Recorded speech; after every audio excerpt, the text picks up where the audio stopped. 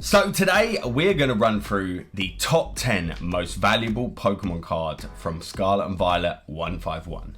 This is obviously the latest release from Pokemon and it's taken, the world by storm. It is an absolutely stunning set and we're going to be having a look at those top cards as well as giving you my thoughts and predictions on what's going to happen to this set in the future in regards to value. So stick around guys, get comfy, let's go. Yes, so today we are going to be running through the top 10 of 151 and then at the end of the video jumping on to give you my verdict on this set and like where I really think the value on this stuff is going to go, how long it'll take to pick up and that sort of thing. Now just before that though, quick things. Firstly, if you haven't already done it guys, hit that subscribe button. We are so close to 20,000 subscribers. We're hoping to get there soon, and give the video a like if you are enjoying a 151 just as much as I am. I am loving it. I don't know if you know guys, but I actually pulled a God pack in my first ever pack. I don't know if you saw that. Maybe. Also want to give you guys a quick disclaimer, and that is that the prices are accurate as of when this video was created. So this date right here guys. So if you're watching this like a month down the line, do double check some of the prices. It could have changed. I don't think it's going to be massively drastic. Again, we're going to talk about that later in the video, but do bear that all in mind. Oh, and we also used eBay and TCG Player in like combination to put this list together along with the prices. So yeah, there we go. In 10th place, we have the standard Mew Full Art. Now, the reason this is definitely up there, I think, is got to be due to the playability aspect of this Mew. People love this Mew in their decks, especially the Charizard decks. So yeah, it's going to be up there, and it's around the £24 mark. In 9th place, the Gold Mew EX. Again, this is that playability plus being gold, but I tell you what, this card is cheap. Like, you can get hold of this for a pretty good price. It's around that £25 mark. In 8th place, we have Erika's Invitation, the standard full art variation. So, you know, we're still seeing those like waifu trainer cards making the top 10 list nowadays. Even in the English version, they're nowhere near compared to the value of the Japanese, but they still do make the list, so there are still bigger hits. Value of this is around the £28 mark. In 7th place, we have the Charizard EX Full Art. This is around £30 and it is well, it's a wicked card. It's one I need to get my hands on. I recently bought some packs on someone's Whatnot stream to give away, and then this got pulled. Typical, isn't it? I don't have it. Of course I give it away. I always seem to give Charizards away. Like, no matter what I do, if I give a pack away, it's got a Charizard in it, I swear. In 6th place, we have the Venusaur EX SIR. This was actually the one that came in my God pack. I love this card. Very, very happy to have it. It's one of my chases. That, the Blastoise, and of course the Charizard are like my top 3 that I wanted to get my hands on. Coming in at like coming in around £44-ish.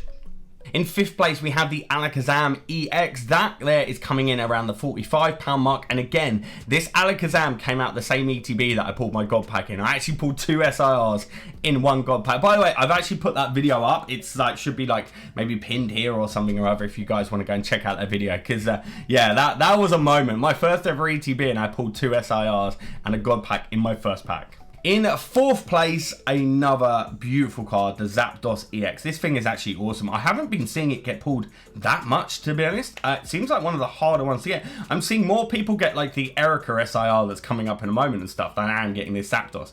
But it is, kind of reflects in the price, I guess. It's coming in around the £50 mark. In 3rd place, it's the Blastoise EX. Again, a big chase for a lot of people. It's definitely right up there, coming in around £55.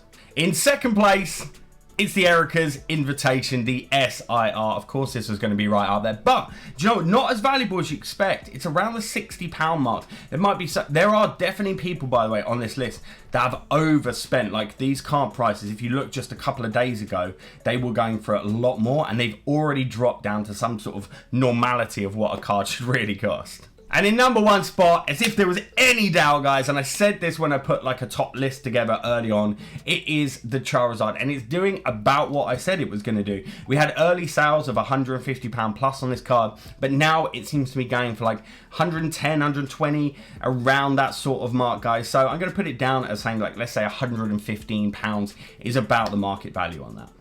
So let's talk and give you my final verdict and where I think we're going to see some of these prices and everything go. So there's a few things to bear in mind here. Number one is that not all products have actually been released. We've got more waves of 151 to come. It's been doing extremely well so far, but there is more stuff to come. We've got the collection boxes. They haven't come out yet. We've got the UPC on its way, so that's going to be a really big thing as well, guys. So it'd be interesting to see how that goes. Like, I feel like if the UPC, which I can't imagine it is, but if the UPC ends up being like really tough to get, very low print run, again, I can't see it happening, that can actually have a big factor on what happens to 151. I think that had a big factor during the celebrations.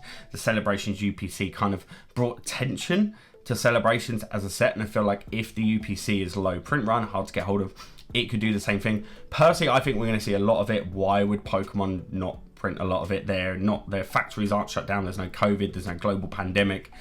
Pokemon would be silly not to print loads because they're going to make loads of money from it, right? Why would they not do it? I think we're going to see a lot. I think that in the long term, this set is going to be like a great piece to keep hold of. Mainly sealed product, it's always a safe bet. So if you can get some ETBs, stick them in a cupboard or anything like that. And I'd focus more on the ETBs and UPCs as the better products. I feel like some of the collection boxes, they're a little bit of a tougher sell later on down the line, whereas people are going to buy ETBs because there's chances to like rip it and stuff. And it's normally the piece that you see people display will be UPCs, ETBs, and also booster boxes. That's more what people tend to do. You don't really see too many collection boxes on display unless they're like a really fancy ones, and as we know, none of these are particularly fancy ones. They're just kind of your standard collection boxes with it. I think card values are going to continue to come down over the next few weeks, especially with more waves of product coming. It's just going to happen, guys.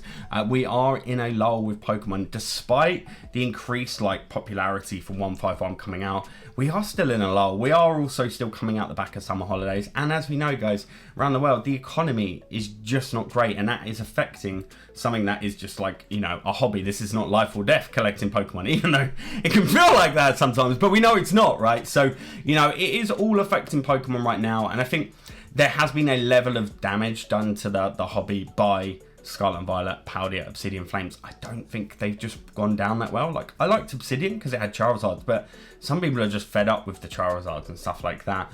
So I think in the short term, this set will continue to decline in value. But as we move on to later in the year, as we move up to Christmas and into the new year, I could see this continuing to start to pick up. It happened with like celebrations that really went down, and it started to come back up slightly again now, and I think the same is going to happen. So of all the sets from the Scarlet and Violet era, in my opinion, this is the best one by far that you would be like buying a few boxes to stick in a cupboard and wait like a good 2-3 years to get some real return on buying those products. And the same goes for singles. If you can pick any of the big cards up over the next couple of weeks for cheap, it's probably worth doing, getting them in a slab and then just again sitting on them for a while to let things pick back up again. Yeah, overall I think this is a pretty safe set to get your hands on. Just don't overspend. So there you go, there's my final thoughts and everything in the top 10 from 151. Now I want to hear from you. Give me all your thoughts, all your opinions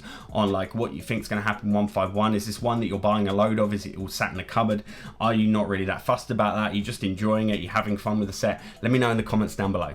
Other than that, thank you so much for watching, guys. Really hope you enjoyed it. Make sure, as always, to hit that subscribe button right there. Give the video a like. Stay safe. See you next one. Peace.